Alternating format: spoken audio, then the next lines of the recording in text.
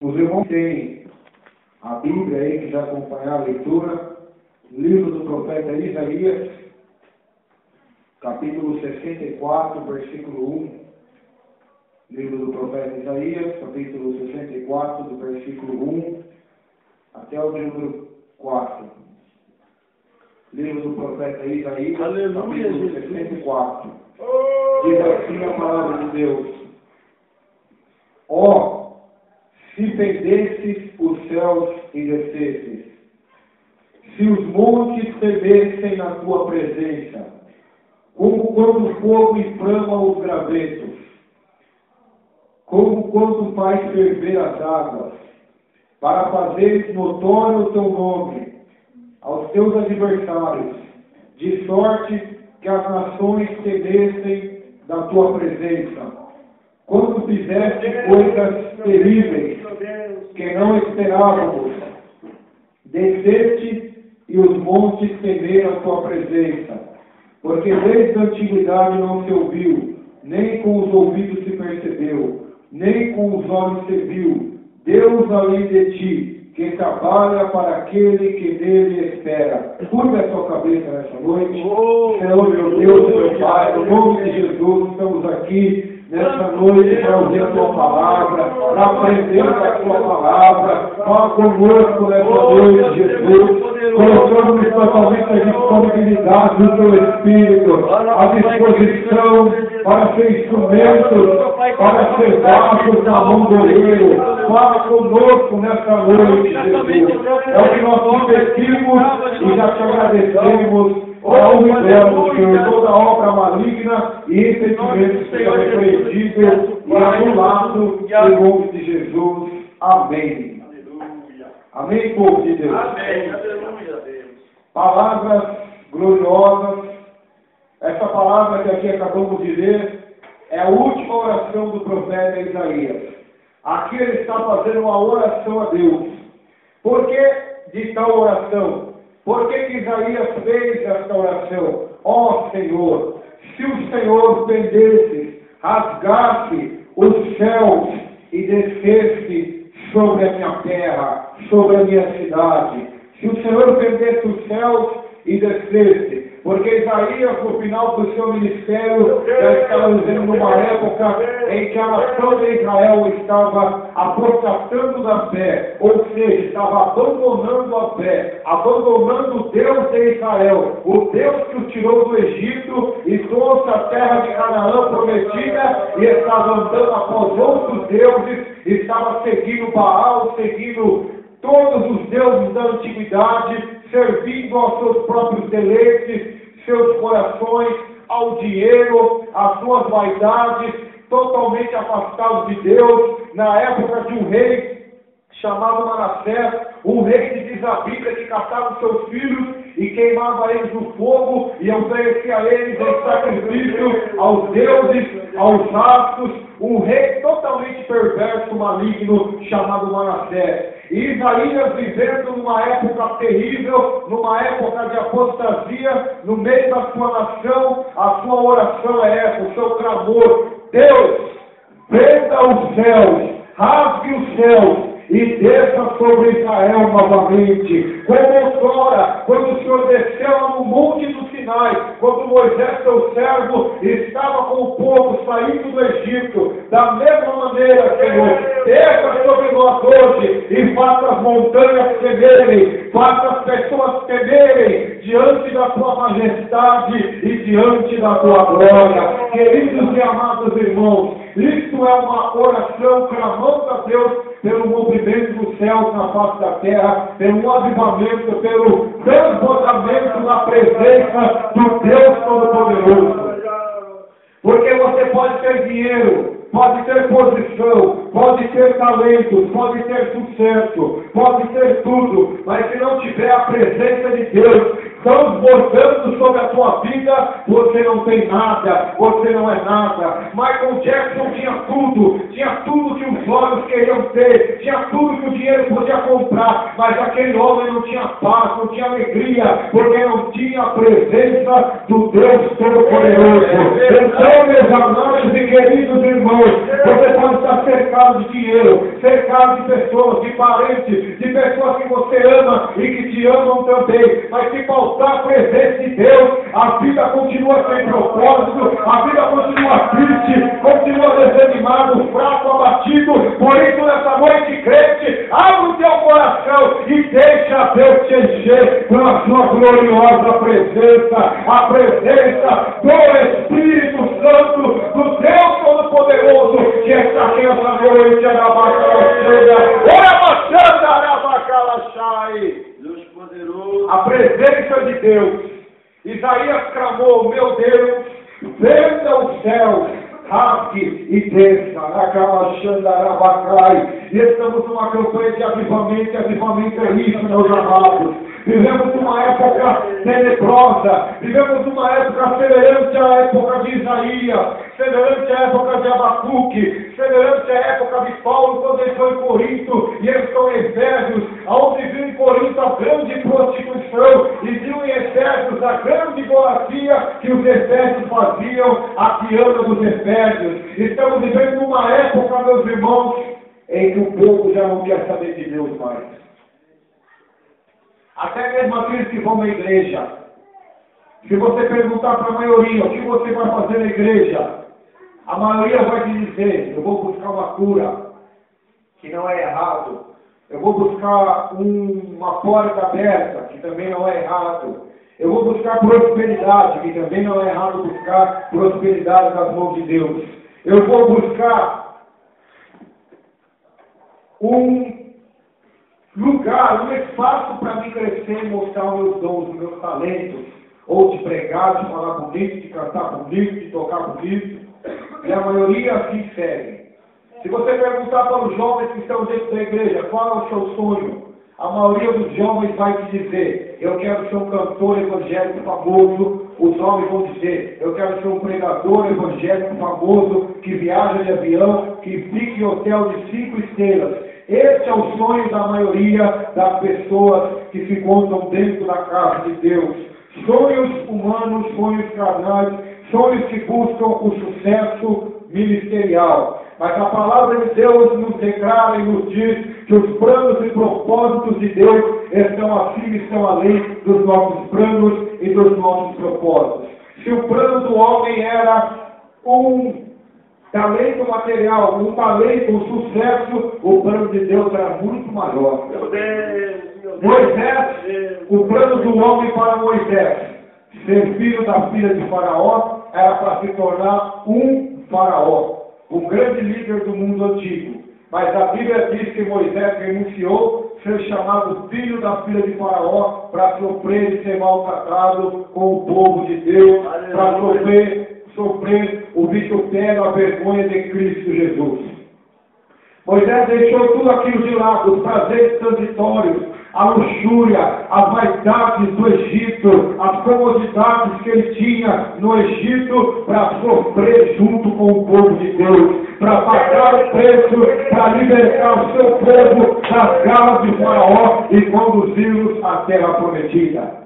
Então, meus queridos e amados irmãos, é necessário nós fazermos uma reflexão. Esse mundo caminha de mal a pior. Esse mundo caminha cada vez mais longe de Deus. Hoje você vê meninas de 10, 12 anos já engravidando. Hoje você vê jovens de 10, 12 anos usando cocaína, cheirando droga, se tornou normal. Hoje, se você perguntar para as crianças se elas querem saber de Deus, você vai ouvir uma resposta: não. Muitos estão preocupados somente com o futebol, com o videogame, com televisão, com a internet. Os adultos estão preocupados em prosperar, em ter um sucesso, em ter um dinheiro, e as nações estão se esquecendo do seu Criador, estão se esquecendo do seu Deus. E a Bíblia diz em Salmos: todos aqueles que se esquecem de Deus e os ímpios serão lançados no inferno.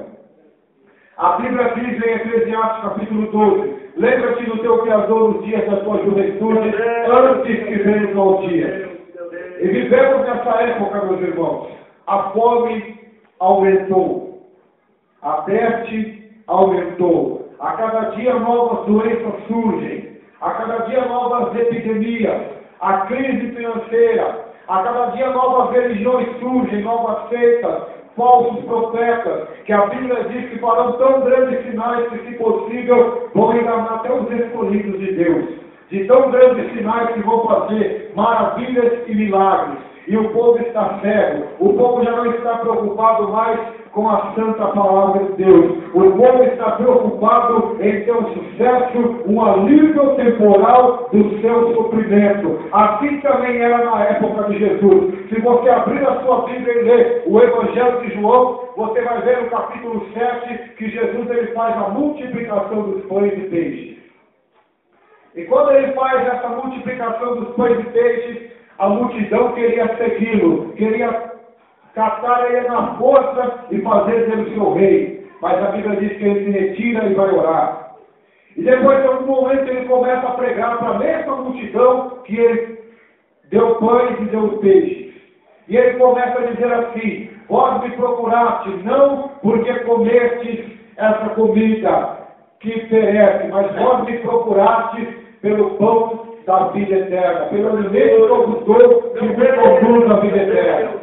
E eu vos digo que aquele que não comer do corpo, da carne do Filho do Homem, não beber do seu sangue, não terá vida e não terá vida eterna. E a palavra diz que a multidão e os discípulos começaram a dizer: duro é este discurso, quem poderá ouvir? E a multidão foi todos embora, os discípulos foram embora, e Jesus chegou para os apóstolos e disse assim: se vocês quiserem ir embora, podem ir também. E a Bíblia diz que Pedro, tomando a palavra, disse: Senhor, para onde irei, para onde me tornarei, se só tu tens as palavras de vida eterna?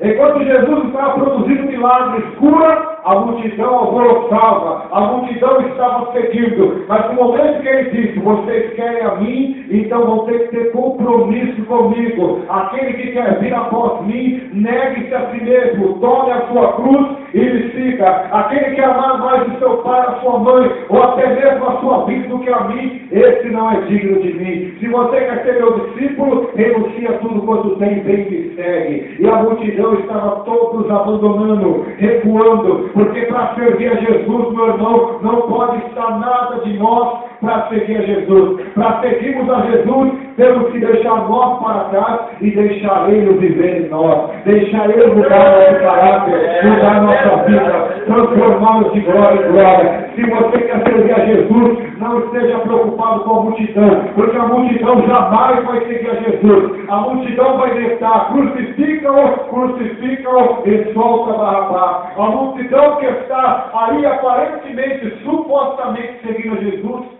não está seguindo Jesus, está seguindo os milagres de Jesus, está seguindo as curas de Jesus, a prosperidade, os pães e os peixes de Jesus. Mas no dia que Jesus disser para elas: vocês precisam abandonar o pecado, abandonar o adultério, a prostituição, a mentira, o mundanismo, a vaidade, o seu orgulho, o seu ego pessoal, a multidão vai virar as costas e vai embora. Mas os verdadeiros discípulos vão ficar e vão dizer: Senhor, eu quero continuar na jornada, porque só o Senhor tem as palavras de vida eterna. Vivemos nessa época, meus irmãos, as igrejas evangélicas estão acorrentadas de gente vazia, de gente sem Deus, de gente sem evangelho no coração, de gente que entrou no evangelho, mas não deixou o evangelho entrar nele, de gente que entrou na igreja, tem carteirinha, tem terno, tem gravata, é pregador, é cantor, mas nunca teve os frutos de Deus, porque a Bíblia diz que a árvore é conhecida pelos frutos. Verdade, aleluia. Você não é conhecido pelo que você fala, ou os dons que você tem. Se canta, se prega, se revela, se profetiza, se cura, não. A Bíblia diz que você é conhecido pelos seus frutos. Nosso irmão leu aqui, Gálatas, que diz: o fruto do Espírito é o amor, a paz, a bondade, a longanimidade, a justiça, a fidelidade, o domínio próprio. E se você não tem os frutos do Espírito na sua vida, é sinal que você não é uma árvore ainda que está enxertada, ligada, enraizada em Cristo Jesus, nosso Senhor. Domínio próprio, mansidão. Você tem buscado isso na sua vida? Santo Deus. Domínio próprio. Tem pessoas que não têm um pingo de domínio próprio. Você deve conhecer um monte, ou até mesmo você pode ser uma delas. A pessoa até quer, ela até tem paz. Até o dia que alguém pisa no tornozelo dela. Até o dia que alguém a ofende. Quando alguém a ofende ou fala alguma coisa que ela não gosta, ou eu não gosto, a pessoa mostra as garras. É igual o gatinho, bonitinho. Mas na hora que está todo aquele gatinho, ele já mostra a unha, já quer arranhar. E Deus não tem compromisso com o gatinho nem com o gatinho. Deus tem compromisso com a ovelha que está submissa e sujeita ao Espírito Santo, Jesus Cristo de Nazaré. Deus, meu Deus. Domínio próprio. Só uma pessoa que tem domínio próprio pode dar a face que ele quiser. Só uma pessoa que tem domínio próprio e mansidão pode suportar as afrontas e ainda orar, como diz a Bíblia, pelos seus perseguidores e amar os seus inimigos. Isso é Evangelho. Se você nunca ouviu o que é Evangelho, aqui você vai ouvir o que é Evangelho. Evangelho é amar os seus inimigos. Tem pessoas que estão abarrotando as igrejas e estão buscando a vingança. Eu quero que Deus pese a mão naquele que me ofendeu. Eu quero que Deus fulmine naquele que mexeu comigo. Não, querido, isso está errado. Isso não é procedente do Espírito Santo. Isso é procedente da carne vingativa. Porque quando a pessoa está tomada, dominada pelo Espírito Santo, ela é cheia de amor, de misericórdia, de humildade, de mansidão, de paciência, de bondade, de fidelidade. Se você quer ser dominado pelo Espírito Santo, se prepare, porque você vai ter esses frutos. Aleluia. Esses frutos você vai gerar para Deus. É isso que é o Evangelho. É isso que devemos buscar. É isso que devemos crer, meus irmãos. Não buscar um Evangelho de aparência, só aparência de crente. Cabelo de crente, saia até os pés. Quantos só tem aparência de crente, irmão? Quantos você conhece? Quantos no meu trabalho que só tem aparência de crente? Tem aliança na mão, mas é mulherengo, não pode ver homem mexe, não pode ver mulher mexe. Quantos só tem aparência de crente? O olho é tão maldoso, é tão maligno, que se vê alguém já imagina na sua mente coisas perversas. E a Bíblia diz, aquele que olhar para uma mulher ou para um homem com intenção impura, já é adúltero em seu coração. Está em Mateus capítulo 5, essa passagem bíblica. Então, meus queridos irmãos, o reino dos céus é estreito, a porta é estreita, e quem quer entrar no reino dos céus tem que se enquadrar na palavra de Deus e andar conforme a palavra de Deus. Não tem jeito, não tem atalho, não tem meio termo, ou é ou não é, ou é santo ou é imundo, ou é justo ou é injusto. E a Bíblia diz, quem é santo, santifique-se mais ainda. Quem é justo, pratique mais a justiça ainda. Quem é imundo, continue praticando imundícia. Quem é sujo, continue se sujando ainda, porque eis que vem sem demora, e comigo nas minhas mãos está o galardão, para dar a cada um segundo as suas obras. Jesus está voltando, meus irmãos. A época desse céu ser rasgado novamente, e ele voltar, e para arrebatar os fiéis, para levar os fiéis embora, ele está chegando. A ascensão está aí do anticristo. O novo governo, o governo mundial. É verdade. Quando você vê as igrejas evangélicas se unindo com os políticos, política, igreja evangélica, televisão, tudo unido. Saiba que isso é o propósito de Deus. Por quê? Porque a Bíblia diz em Apocalipse capítulo 3 que haverá a marca da besta, 666.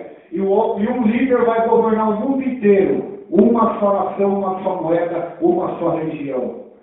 E não sei se os irmãos sabem, já tem isso, já está no projeto da ONU, uma só religião. Misturar cristianismo com budismo, espiritismo, islamismo em uma só religião. Escandalize-se quem quiser. E já tem pastor fazendo parte disso. Já tem pastores casados, homem com homem, líderes de igreja no Rio de Janeiro. O final dos tempos está próximo, meus irmãos. Não é tempo de brincadeira mais, não é tempo mais de querer fazer barganha com Deus, de ser filhinho mimadinho, não. Eu não vou ser crente porque é difícil, eu não vou ser crente porque não dá, eu não consigo, eu não posso, eu não vou conseguir. Não é tempo mais de desculpa, irmão. Ou você entra no barco, ou você entra na arca, ou o dilúvio vai vir sobre a terra e você vai perecer com o mundo. A Bíblia diz que o dilúvio estava chegando. Noé pregou para todo mundo. Ninguém que está ouvindo para ele. Ninguém. Esse homem é louco. Esse velho está ficando louco. Como que ele construiu um barco em cima de uma montanha? E agora diz que vai vir chuva, vai destruir com tudo. Ele está louco, esse homem. E ninguém tem ouvido para Noé. Somente a sua família. Ele entrou lá com a sua mulher, com os seus filhos e as mulheres de seus filhos, com os animais, fechou as portas da arca, 7 dias com a porta fechada, de repente a chuva começa a descer, a Bíblia diz que Deus abre as comportas do céu e afunde os abismos, e a chuva desce, e muda o planeta Terra, tudo é destruído, tudo perece, e eles são salvos. Por quê? Porque creram na palavra de Deus. Então o segredo aqui para você ser salvo, meu irmão, não é duvidar da palavra de Deus, não é duvidar do que está escrito na Bíblia Sagrada, mas é se enquadrar no que Deus está mandando você fazer, porque o dilúvio pode ter certeza. Enquanto muitos estão casando, dando-se casamento, comprando, edificando, vendendo, o dilúvio está chegando novamente. Não o dilúvio de chuva, de água, mas o dilúvio de fogo, de grande tribulação, de destruição, de juízo de Deus que será derramado sobre essa terra. Ou vocês pensam que o nosso Deus, nosso Pai, está contente com o que acontece nesse mundo? Será que Deus está contente com as crianças sendo abusadas sexualmente? Será que Deus está contente ao ver os políticos desviando dinheiro para os seus bolsos, enquanto o dinheiro poderia estar sendo investido na saúde? Para muitas pessoas que precisam de remédio, vão na promoção do que remédio. Aqui no Brasil, tudo está acontecendo, irmãos. Vocês acham que Deus é um Deus que não está nem aí, que não está ligando, não. É a sua misericórdia somente que está retardando a sua ira. Porque quando a sua ira for derramada sobre esse planeta, meu irmão, ai, ai, ai dos que habitam sobre a terra e não foram salvos e renegaram a Jesus e não deram crédito à pregação. Ai dos que habitam na terra, porque o diabo vai descer até vós com grande fúria, porque já sabe que tem pouco tempo. Então acorda, crente, desperta, pelo amor de Deus, pelo amor da tua alma. Eu não vou perder meu sono nessa noite se você não tiver o seu problema financeiro resolvido, ou se você não tiver a sua vida sentimental melhorada, mas eu vou perder o meu sono nessa noite, só saber que você ainda não creu na palavra, não aceitou a palavra e não foi para o céu, não recebeu a salvação de Deus. Por isso desperte agora, porque Jesus está voltando. Mas é verdade. Aleluia. Aleluia. O profeta denuncia. E estamos aqui para denunciar. Não estamos aqui para apontar prática de igreja nenhuma, mas para denunciar. Você acha que Deus se agrada ao ver pastores e evangelistas comercializando o nome dele? Você acha que Deus se agrada de ver homens que se dizem de Deus enriquecendo-se à custa do dinheiro dos fiéis? Vocês acham, irmãos? As pessoas perderam o temor de Deus, perderam o senso da justiça há muito tempo. Mulheres que fazem aborto, matam suas crianças, é tanta tragédia, é tanta corrupção, irmãos. E isso só me leva a crer que Jesus Cristo está voltando. Ele está voltando. Você pode não acreditar, mas não vai mudar nada. Você acreditando ou não, se todos nós acreditarmos aqui, ele vai voltar. Mas se todos nós começarmos a zombar e duvidar, ele vai voltar do mesmo jeito porque ele prometeu. Ele não é igual eu e você que promete e não cumpre. Quando ele promete, ele cumpre. Ele disse, eu voltarei e vos levarei para mim mesmo, para que onde eu estejar vós também. João capítulo 14, versículo 2 de Deus. Ele está voltando. A Bíblia diz que quando ele foi assunto ao céu, os apóstolos ficaram olhando para cima, a nuvem o ocultou, eles abaixaram a cabeça, viram 2 varões vestidos de branco, e aqueles anjos disseram para eles, varões galileus, por que vocês estão olhando para cima? Esse mesmo Jesus que vocês viram subir, do mesmo jeito ele vai descer novamente. A injustiça vai acabar, o império de Satanás vai ser destruído, e Cristo reinará por essa terra, como diz a sua palavra, por 1000 anos, o reinado milenar, aonde haverá paz, prosperidade, saúde e descanso, aonde as crianças brincarão juntamente com a toca da serpente, aonde os leões comerão pasto juntamente com as ovelhas, e toda a terra vai se encher do conhecimento do Senhor, como as águas cobrem o mar. Essa é a promessa de salvação para nós, irmãos. Olha o que você vai perder se você não renunciar a tudo. Olha o que você vai perder se você não negar a si mesmo. Por isso, crando igual Isaías, chegue na sua casa e faça essa oração. Senhor, venha aos céus da minha vida, da minha história, e desças, meu Deus, para mudar tudo, Pai. Eu não consigo mudar sozinho, mas eu quero me esforçar, mas me peço para o Senhor também me ajudar, me encher do teu Espírito, derramar poder na minha vida, graça, abrir a visão, mandar fogo sobre mim, me converter, me consertar, me restaurar, me colocar no eixo, no prumo, me endireitar, porque eu quero para o céu, xarabacana, arabacai. Tem que se humilhar, tem que ser como criança, tem que se rasgar diante de Deus, tem que se colocar no pó, para que venha camachar, para ver se há esperança. Se humilha diante de Deus, deixa seu orgulho de lado, não liga para o que os outros vão dizer. O importante é você e Deus hoje. Não é seu esposo, seu filho, sua filha, seu pai. O importante é você e Deus. Ele quer ter um encontro pessoal com você hoje. Um encontro verdadeiro com você hoje. Se encontrar com Deus. Ó Senhor, se o Senhor perdesse os céus e descesse, se os montes tremessem em tua presença.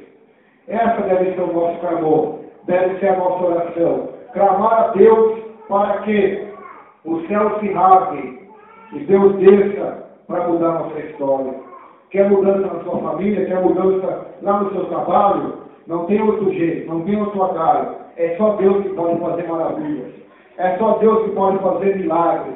É só Deus que pode mudar e transformar da água para o vinho. Jesus Cristo veio para dar vida eterna, para dar vida com abundância. E a maioria está rejeitando isso. Está rejeitando a Cristo por causa do mundo e por causa dos seus eleitos. Se você quer ir para o céu, se você quer experiência com Deus, se você quer intimidade com Deus, se você quer ser amigo de Deus, ser amigo de Cristo, é necessário abrir o teu coração e se entregar totalmente a Ele.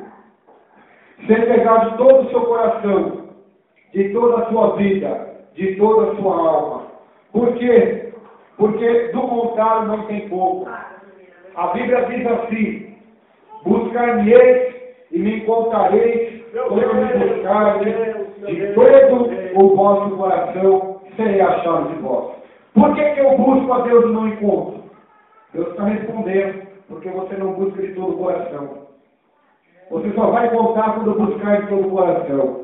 Enquanto buscar com meio coração, com um pouquinho do teu coração, ou com quase todo o teu coração, não encontrarás. Mas quando você te buscar a Deus de todo o seu coração, serei achado de vós, diz o Senhor, e farei mudar a vossa sorte. Está escrito no livro do profeta Jeremias. Por isso, meu irmão, se você quer que Deus mude a sua sorte, não tem outro jeito, tem que buscar de todo o coração.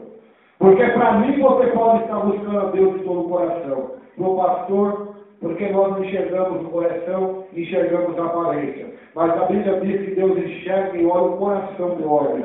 E Ele sabe quando uma pessoa está buscando a Ele de todo o coração, Ele sabe até as nossas motivações. As nossas motivações, estamos pedindo algo para Deus, Ele sabe por que nós queremos. Por exemplo, Deus, eu quero um carro novo.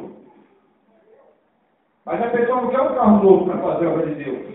Ela quer um carro novo para se mostrar para as meninas, para os homens. Ou ela quer um carro novo para mostrar para o seu parente, para o seu vizinho, que ela é melhor do que ele. Deus não faz isso não, irmão. Xarabacalaxandarabacai. Você quer encontrar Deus?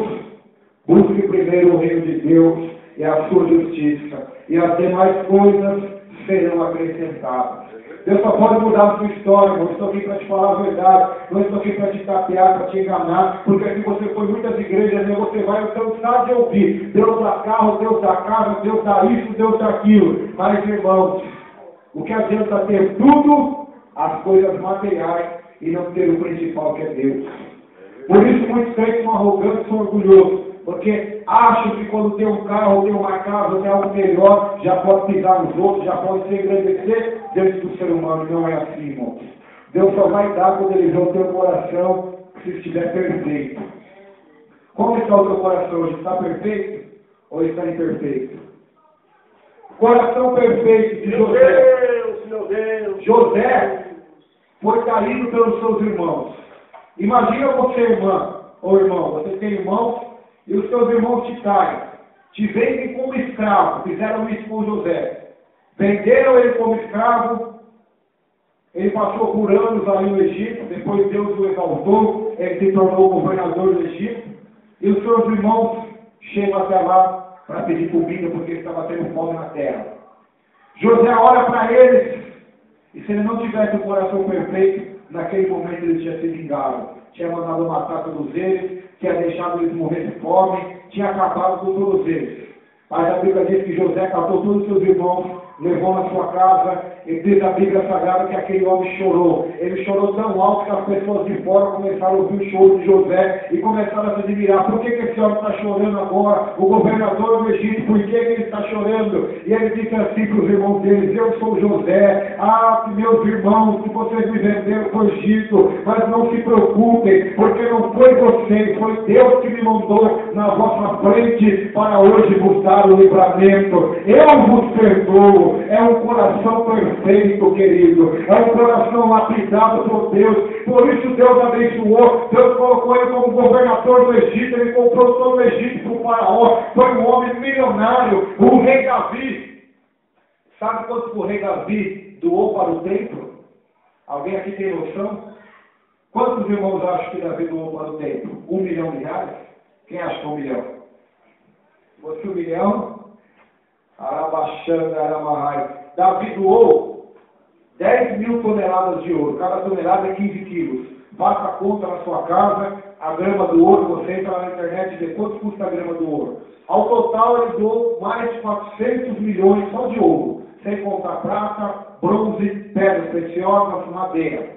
Agora você vai no Salmo de Davi e lê lá. Ele escreve assim: eu sou pobre e necessitado, mas o Senhor cuida de mim. Você vai no Salmo 51, quando ele peca, ele não pede para Deus deixar ele por bens materiais, não. A única coisa que ele pede é: Deus, não tira de mim o teu Espírito Santo, nem a alegria do teu Salvador. Se quiser levar embora, esse palácio pode levar, esse ouro pode levar, eu só não quero perder a presença de Deus na minha vida. Essa é a diferença do coração perfeito. Ele não está pegado no que ele tem, no que ele possui. Ele está pegado em Deus, na fé em Deus, na presença do Espírito de Deus. Quando você estiver com essa mentalidade, quando você estiver com esse coração, você vai ver, irmãos, Deus fazendo coisas que você jamais esperaria Ele fazer pela tua vida. Ele dá providência a coisas que você não tem condições de ter. Ele vai fazer milagres, Ele vai fazer maravilhas, Ele vai fazer prodígios, sem você pedir. Ele vai te dar porque você é filho e filha de Deus. Mas tão somente, deixa o teu coração perfeito. Pede para Ele tirar esse coração e colocar o coração dele no lugar. Um coração perfeito, um coração novo, diz a Bíblia. Um novo coração para que possa receber o que Deus tem para te dar. A nossa geração é essa, irmãos. A geração dos últimos tempos em que o homem abandonou a Deus. E o que devemos fazer? Não devemos ser egoístas, só vir à igreja buscar por nós. Devemos estar aqui orando pela salvação de almas. Você já orou hoje pela salvação de almas? Orou? Fala a verdade. Quem aqui orou hoje pela salvação de almas, levanta a mão. Aleluia. Fala a verdade, não precisa mentir. Aleluia. Ore pela salvação de almas. O que Israel estava fazendo aqui? Não estava nem orando por eles, os irmãos querem saber. Ele estava orando pela restauração do povo dele. E nós vamos ver o diabo destruindo a juventude aí fora, fazendo por terra, acabando com muitas vidas. Vamos ficar de braços cruzados, dando risada, zombando, lá o maconheiro, lá o perdedor, lá o bêbado, lá a prostituta, ou nós vamos fazer alguma coisa hoje? Você vai ficar somente olhando ou você vai fazer alguma coisa? Ou você vai continuar acomodado, achando Se você vir na igreja, está bom. Não, não está bom, irmãos. Deus quer salvar a tua família, Deus quer salvar os teus vizinhos, Deus quer salvar quem trabalha com você, Deus quer fazer isso, irmão, Ele quer usar você. Mas eu não sei falar, eu nem sei a Bíblia direito, Deus quer me usar, Ele quer te usar, irmão. Ele quer te usar, irmão. Ele quer que você seja um instrumento na mão dele para a salvação de almas, para que almas se convertam a Deus. Ele quer te usar na evangelização, Ele quer te usar no teu testemunho de crente, na sua conduta. As pessoas vão ver diferente em você. Ele quer te usar nas suas orações. Quando você orar, você vai orar pela sua família, você vai orar pelos seus vizinhos, vai orar pelos seus inimigos, para ver a mão de Deus salvando e convertendo. Meu Deus, meu Deus. Uma coisa os crentes têm que colocar na cabeça: não existe nada impossível nas orações. Nada. Não há nada impossível. Nós pedimos e não recebemos porque pedimos mal, diz a Bíblia. Pedimos para o nosso prazer. Quando nós pedimos corretamente, de acordo com a vontade de Deus, com a palavra, pelo poder do Espírito, pode ter a certeza, Deus vai dar na hora, Deus vai fazer, Deus vai operar, Deus vai fazer. Qual a oração de Jesus que Deus não respondeu? Tem? Tem alguma oração de Jesus que Deus não respondeu? Tem? E ele disse assim: tudo que vocês pedirem, crendo em meu nome, recebereis, se me amardes e guardarem os meus mandamentos. Se vós permanecereis em mim, e eu permanecer em vós, e as minhas palavras, tudo que vocês pedirem ao Pai em meu nome, eu farei. Então, por que pedimos em nome de Jesus e não acontece? Porque não estamos amando e nem guardando os seus mandamentos, e não estamos permanecendo nele, e ele permanecendo em nós, e as palavras dele em nós. Porque quando isso acontecer, irmão, em nome de Jesus, o que pedimos, Deus vai realizar, e Deus vai fazer. E Deus vai operar para a glória de Deus, para a glória do seu nome. Por isso, crente, não existe nada impossível nas suas orações. Nada. Deus pode fazer o que Ele quiser, é impossível. O que você não consegue fazer aqui, ó, com a força do braço, com a força da palavra, com a força do dinheiro, Deus pode fazer através da sua oração. Aquele coração de pedra, aquele coração duro, aquela pessoa egoísta que você conhece, Deus pode mudar ela, sabia? Você sabia? Hoje você está sabendo, Deus pode como? Através da sua oração, através do seu clamor, através da sua busca individual por Deus e pela sua palavra. Deus quer fazer isso, irmãos. Não existe nada impossível na oração. E muitas das coisas não temos porque não estamos orando, não estamos buscando e estamos acomodados. Por que muitos crentes não gostam de orar? Porque acostumaram com a vida fácil. Acham que Deus é como se fosse um empregado nosso. Se ele estivesse disposto a dar o que nós queremos na hora que queremos e no momento que queremos, sem que nós tenhamos um compromisso verdadeiro com Ele, com sinceridade, um compromisso de comunhão. Porque a oração é muito mais que petição. Quando eu comecei na igreja, eu achava que oração era só pedir, pastor.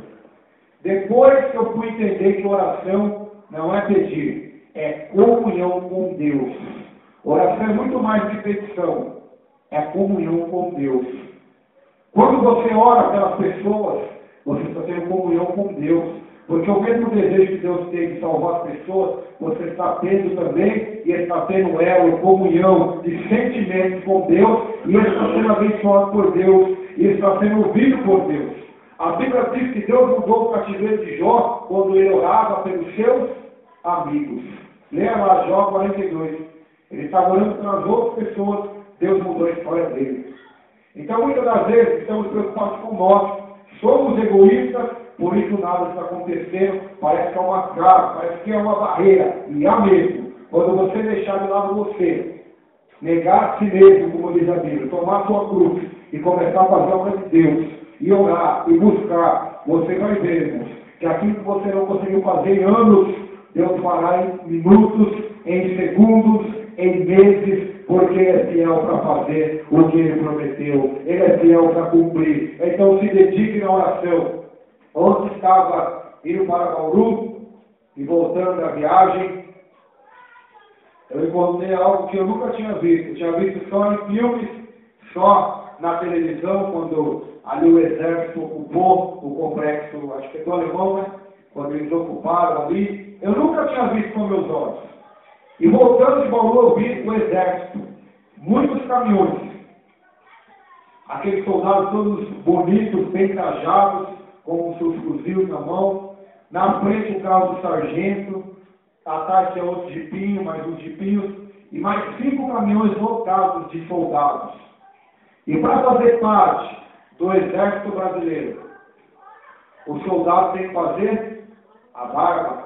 Tem que estar com o coturno impecável. Alguém que já fez tiro de guerra, mano? Já fez, mano? Já fez? Eu não fiz também, mas é o que eu me falo, as pessoas que fizeram, e é verdade. Tem que estar com o coturno impecável. Se o soldado chegar cedo lá no quartel com o coturno sem estar engraxado, o sargento faz ele voltar na casa dele e engraxar, depois voltar de novo, e toda a equipe paga castigo por causa daquele que não foi certo. Tem que estar impecável. A roupa tem que estar impecável, não pode estar amassada, tem que estar bem passada, tem que estar limpa. Numa empresa é assim também. Eu trabalho num mercado, o mercado é exigente, que a roupa limpa, a roupa passada, o funcionário tem que estar bem apresentado para os clientes que vão vir comprar no mercado. Assim a vida, irmãos. Se as coisas do mundo são assim, vocês acham que Deus é um brincalhão que faz as coisas de qualquer jeito? Observa a natureza, vê se tem alguma coisa feita de qualquer jeito aí. Observa a chuva, o mar. Observa o teu corpo, os teus olhos, a tua boca, o teu sangue, o teu estômago, o teu coração, os teus órgãos internos, os teus ossos. Tem alguma coisa feita de qualquer jeito aí? Tudo está perfeito, em ordem, em decência, impecável. Por quê? Porque Deus é assim. E se o homem que é carnal, se o exército humano é assim, irmãos, quanto mais o exército de Deus. A Bíblia diz que fazemos parte do exército de Deus. A Bíblia diz em 1 Timóteo, todo aquele que se alista e se arregimenta no exército de Deus não pode se embaraçar com os negócios dessa vida. O que é que está te embaraçando nessa noite? É o pecado, é o mundo, é a televisão, é a internet, é o videogame, é o seu orgulho. O que está embaraçando a tua vida, te impedindo de fazer o que Deus tem para você fazer na terra.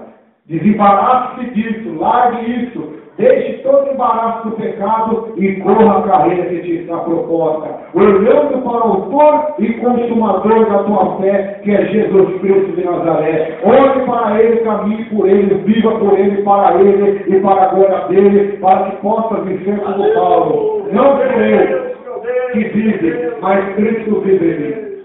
O exército é assim, é totalmente organizado. Existe general, coronel, tenente, sargento. Há uma hierarquia e há um respeito na liderança. Se o sargento falar assim para o soldado, vai aquela ruiteira, ele vai morrer. Não vai ter como questionar. Se questionar, expulso do quartel. E nós achamos que Deus não é assim. João Batista foi claro, disse assim: a árvore que não der fruto será cortada e lançada no fogo. E a que der fruto será engolida no celeiro e vai ser podada para dar mais fruto ainda. Então, meus irmãos, a coisa é séria. Não é brincadeira no exército de Deus. A árvore que não der fruto nesse exército vai ser lançada fora. As virgens imprudentes vão ficar de fora. Vão ficar por quê? Porque não estão preparadas e nem se preparando estão para se encontrar com o seu noivo, com o seu Senhor e com o seu Salvador. Por isso que essa parte desse exército, a disciplina. Soldados são disciplinados. Por que Isaías foi usado por Deus? Porque era um homem disciplinado na sua vida de santidade, de oração, ouvir a voz de Deus.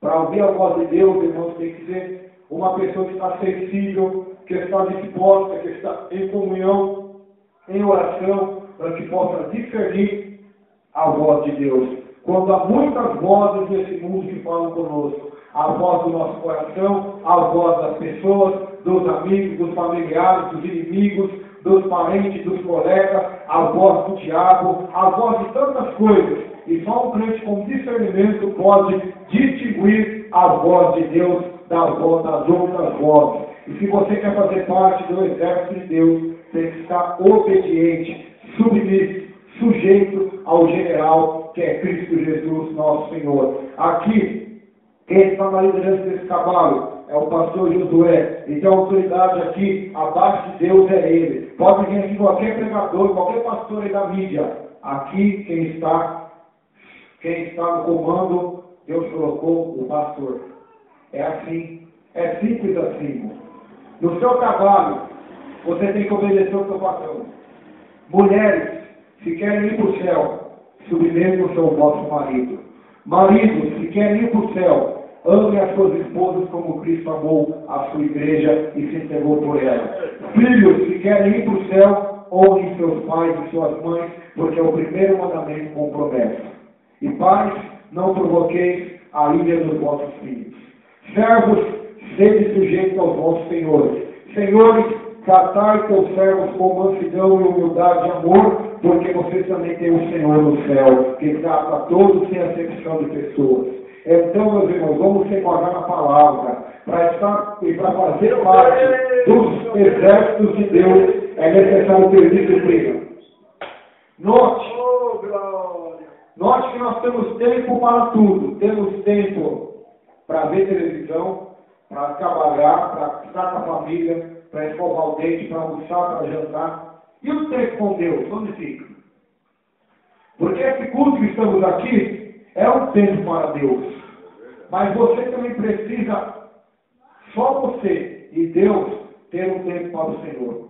No seu quarto, sozinho, você e Deus. Sem mais ninguém. Sem mais nenhuma interrupção. Você e Deus. Você tem tempo para Deus? Você tem tempo para conversar com Deus? Porque quando os jovens estão apaixonados, eles querem ficar juntos 24 horas, é assim? Está no namoro, no auge da paixão. E eu fico calculado dizendo que tanta pessoa diz que ama a Deus, mas ama demais, mas não consegue orar, porque amor que é esse? Não consegue falar para o seu amado? Esse amor é mentiroso, é um amor mundano. É um amor que eu estou cansado de dizer fora. A pessoa está dizendo que ama, é só a mulher, o marido, o namorado vira as costas, já está mexendo com o outro, já está paquerando o outro. Assim é a igreja atual. Ela quer namorar com Cristo, mas quer paquerar o mundo. Quer amar Deus, mas quer amar o dinheiro, quer amar o mundo. Não tem como, querido. Decida-se hoje, meu irmão e minha irmã. Decidamos hoje a amar a Deus sobre todas as coisas, que é o primeiro grande mandamento e é o interesse de Deus para conosco hoje. Ame ao Senhor de todo o teu coração, de toda a tua força, de toda a tua alma, de todo o teu entendimento, porque esse é o primeiro mandamento com promessa. O segundo mandamento é semelhante a este: ama o teu próximo como a ti mesmo. Isso é toda a lei, todos os profetas. E aqueles que isso fizerem estão próximos e perto do reino dos céus. Aleluia. Soldado, se enquadre na palavra de Deus. Soldada, seja disciplinado. Eu queria, pastor José, eu falei isso ontem na igreja lá. O irmão está de testemunho. Que todos os crentes, todas as igrejas, até mesmo eu que incluo nessa, ficassem um ano no quartel, um ano só um ano. Muitos vão aprender a ser homem de verdade e a ser mulher de verdade. Esse negócio, não pode falar isso que já me magoou, já não volto mais na igreja. Não pode fazer aquilo, porque se não fazer aquilo eu vou para outro. No exército não tem esse negócio de coitadinho, não. Tem que fazer o que é mandado e tem que obedecer. Por isso Deus usa poucas pessoas na terra. Porque poucas pessoas estão dispostas a obedecer a sua voz. A maioria fica egoísta. Quando Deus está falando que ela agrada, ela está seguindo. O momento que Deus falou isso, eu não quero, que você faz, a pessoa abandona e já quer parar. Por quê? Porque nunca foi servo na vida. Quer ser senhor de Deus. Não, meus irmãos, somos servos e o Deus é o Senhor e quem manda é Ele e nós obedecemos. Manda quem pode e obedece quem tem juízo. Quem obedece cresce, quem não obedece padece, sofre e paga o preço. Obedece a Deus. É melhor obedecer do que sacrificar. É melhor obedecer do que dar dinheiro, dízimo, oferta, oração, jejum, estar todo dia na igreja. É melhor obedecer do que tudo isso, irmão. Todos os sacrifícios, se não forem feitos na obediência, são vãos, são sacrifícios de tolo. É melhor uma oração do pastor Josué, que está na obediência com Deus, do que todos nós oramos juntos aqui 10 dias, mas se estivermos em rebelião contra a tua vontade, não vai adiantar nada. A oração dele vai ser de Elias, o fogo vai descer na hora, e a nossa oração vai ser de Baal. Não vai acontecer nada. Por quê? Porque não estamos servindo a Deus, nem obedecendo a Ele. Por que Elias orou? Na hora a resposta veio. Porque estava obedecendo ao teu Senhor, obedecendo ao teu Deus, andando com o teu Deus, e Deus honrou a fé daquele homem e honrou a vida dele. Então, quer ser honrado por Deus, quer ter as suas orações respondidas, obedeça a Deus, obedeça a palavra de Deus. Que todos os crentes, pastor, seja um pastor feito igual eu, fosse um ano para o quartel, só um aninho, já é aprender a ser homem e mulher. Porque hoje as pessoas acham que ser homem é ter filho. E as mulheres acham que ser mulher é cuidar de filho, ou é ter um emprego. Se fosse ser homem e ser mulher isso, meu irmão, era fácil demais. Ser homem e ser mulher de verdade, segundo o Evangelho, segundo a Bíblia nos manda, é muito mais do que isso. Aleluia. Quem quer ser homem e mulher segundo o Evangelho aqui, levanta a mão. Se você não quer, passa para mim que eu quero. É segundo o Evangelho, é segundo Deus, é segundo a palavra de Deus. Aleluia. Saul era homem carnal, foi rejeitado por Deus. Davi era homem segundo o Evangelho, foi aceito por Deus.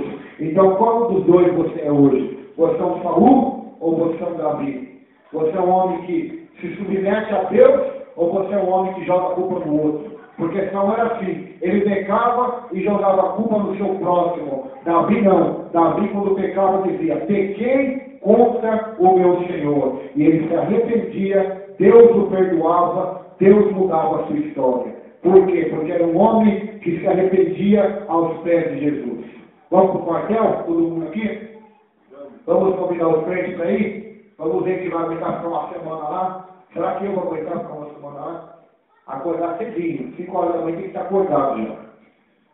Não tem essa de estar com sono ou chegar atrasado. Não é igual no trabalho, que dá nome, chega atrasado, não. Lá tem que ser homem, tem que cumprir, não tem jeito, não tem como dar golpe, ficar passando por ele porque eu estava doente, porque eu estava isso, estava aquilo. Se você tem feito isso hoje, irmão, te corrija e te conserta, te converte. Agora, senão você vai ficar doente de verdade e vai saber o que é ser doente de verdade. Nas assembleias, eu tive o privilégio de conhecer um pastor que passou por onde você está pregando. Ele falou que tem uns minutos também que os soldados têm que desmontar o fuzil e montar. Porque é pouco minuto. E se errar? E se errar, vai ter castigo. É assim, irmão. Pode reclamar. É assim. E o crente hoje, irmão? Passou a roupa também, a roupa de fardamento tem uns minutos também. O crente hoje não pode ler a Bíblia. Que soldado é esse? A Bíblia diz que é a nossa espada. É o nosso escudo. E o soldado, sem manusear, sem saber manusear a espada, o escudo, o que ele vai fazer? Vai ser um instrumento inútil para ele na batalha. Até o dia capaz de tomar a Bíblia dele na mão e bater nele com a própria Bíblia. Porque Satanás está com a Bíblia, irmãos. Ele usou a Bíblia para tentar Jesus.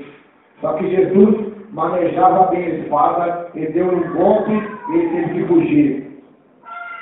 E você, quer manejar bem a espada do Espírito hoje? A palavra de Deus, então leia, medite nela, busque nela. Pare de ser dependente de nós, pregadores. Pare, comece a estudar a palavra. Os irmãos pensam que alguém me ensinou a palavra de Deus. Se teve algum professor. Muitos têm esse privilégio, pastor José. Mas eu aprendi a maioria das coisas lendo livros, em oração no monte, Deus dando capacitação, dons em revelações.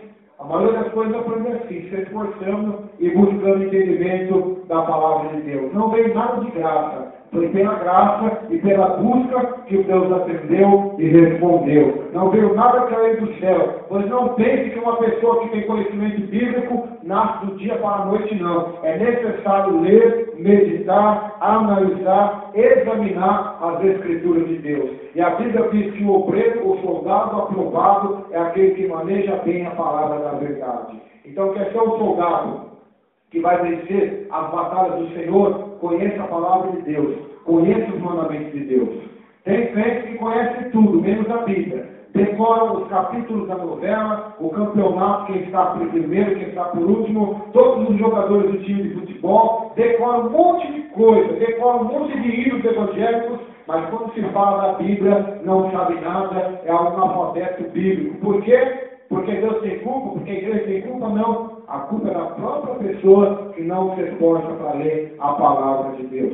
Se você quer ser abençoado por Deus, leia a Bíblia, tenha disciplina. Dê um tempo diariamente para você ler a Bíblia, nem que seja um capítulo por dia, mas seja fiel no capítulo. Nem que for provar 10 minutos de joelho na sua casa sozinho, mas seja fiel nos 10 minutos. Tenha disciplina que você vai ver. Daqui meses vai ser automático você fazer isso. Vai ser igual comer comida, tomar café, escovar o dente, tomar banho. Não é automático você fazer isso? Todo dia você faz. Por quê? Porque você já acostumou a uma disciplina. Então, quando você colocar isso em prática na sua vida, vai passar os meses e vai ser natural você fazer isso. Por quê? Porque você disciplinou a sua vida. Vamos colocar de pé. Meu Em nome de Deus, Jesus. meu Deus, meu Deus, meu Deus. Ó, se pendesse os céus e descesse. É as palavras de Deus. Ó, se pendesse os céus e descesse. Por que temos que conhecer a Bíblia, irmãos? Para não sermos enganados. Porque a Bíblia diz que muitos serão enganados nos últimos tempos por falta de conhecimento da palavra de Deus. E as pessoas distorcem a Bíblia. Pessoas que até mesmo são pastores, pregadores. Eu já ouvi isso de um pastor Josué. Ele disse assim, que o temperamento dele, um temperamento totalmente colérico, irado, iracundo, que grita, que briga, que ofende, que xinga, sem mansidão nenhuma. Ele diz, tentando usar a Bíblia, né? Porque a Bíblia não é para ser usada, é para nós aprendermos dela e deixar ela nos instruir em justiça. Mas tem muitas pessoas que, em vez de deixar a Bíblia estar nelas, elas querem usar a Bíblia. E a pessoa diz, olha, só assim porque Pedro também era bravo, ele era iracundo, ele cortou ele de mal. Só que Pedro, quando ele fez tudo isso, ele não era convertido, sabia disso? Lá no Evangelho de Lucas, Jesus fala assim para ele, Simão, Simão, Satanás vos pediu para peneirar como peneira contigo, mas eu roguei ao Pai por ti, para que a tua fé não desfaleça. Tu, quando te converteres, fortalece os teus irmãos. Então entendemos que por essa declaração de Jesus, Pedro ainda não era convertido, era convencido. Assim como tem muitos que estão seguindo Jesus, são apóstolos, mas são convencidos, não foram convertidos ainda ao Evangelho, ao cristianismo da palavra de Deus. São convertidos ao Evangelho, à igreja evangélica, à Assembleia de Deus, a Cordeiro de Deus, a qualquer ministério que tem por aí, mas não são convertidas a Cristo, nem vivem a palavra da cruz. E aqui está muita gente. E o problema pior não é que as pessoas fazem isso, porque se elas se arrependerem, Deus muda, pastor. Deus dá o perdão, Deus dá os frutos do Espírito. Mas o pior é que a pessoa não quer mudar e ainda quer usar a Bíblia como desculpa para continuar fazendo o que é errado. Porque quando Pedro recebe o poder do Espírito em Atos 2, você não vai ver